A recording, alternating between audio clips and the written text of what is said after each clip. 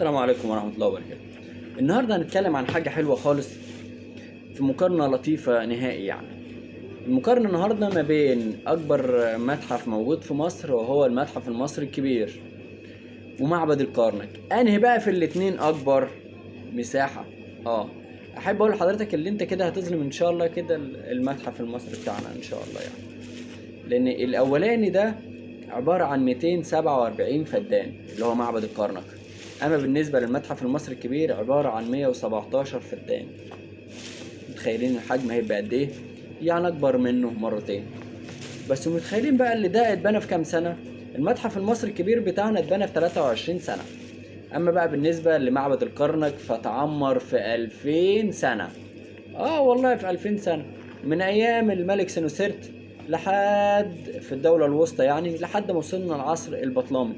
متخيلين 2000 سنه، كل ملك معاه شويه فلوس حلوين وراح جاي واخد المكان ده وراح جاي حاطط فيه تمثال بهوى اعمده زي الحلو اللي هناك كده، اللي عباره عن 134 عمود، اكبر بهوى اعمده في العالم، واخد حوالي 5000 متر.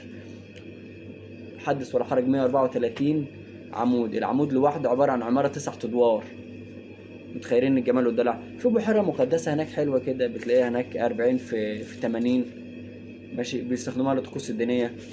تطلع منها يا باشا تلاقي اطول تمثال لامرأة موجود في العالم، في مصر تقريبا، اللي هو ميرت امون ده، بنت رمسيس الثاني.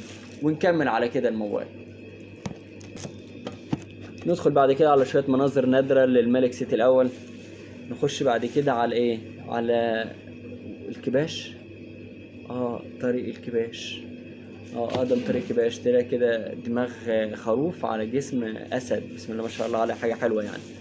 احتفالات عيد الأوبت هتلاقي برضو احتفالات تانية وحاجات تانية وآثار تانية. يا عم الحاج، ده 2000 سنة تاريخ كامل موجود، 2000 سنة من الآثار. احنا لو اتكلمنا على المتحف المصري وقلنا اللي هو بيضم أقدم آثار لأقدم حضارة، بس هو الحاجات منقولة يعني، شالوا حاجة من هنا حطها هنا زي تمثال رمسيس، لكن ده الحاجة في مكانها يا باشا، هتلاقي كل حاجة زي الفل وجميل.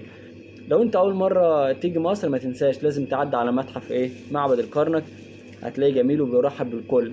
الناس هناك حلوة خالص وطيبين، والدنيا حلوة ونضيفة وزي الفل الحمد لله. في مصر الجميلة دائما تنورونا وتشرفونا. اشوفكم في فيديو جديد ان شاء الله. لو اول مرة تشوفني ما تنساش لايك وشير وتشترك في القناة اذا تكرمت.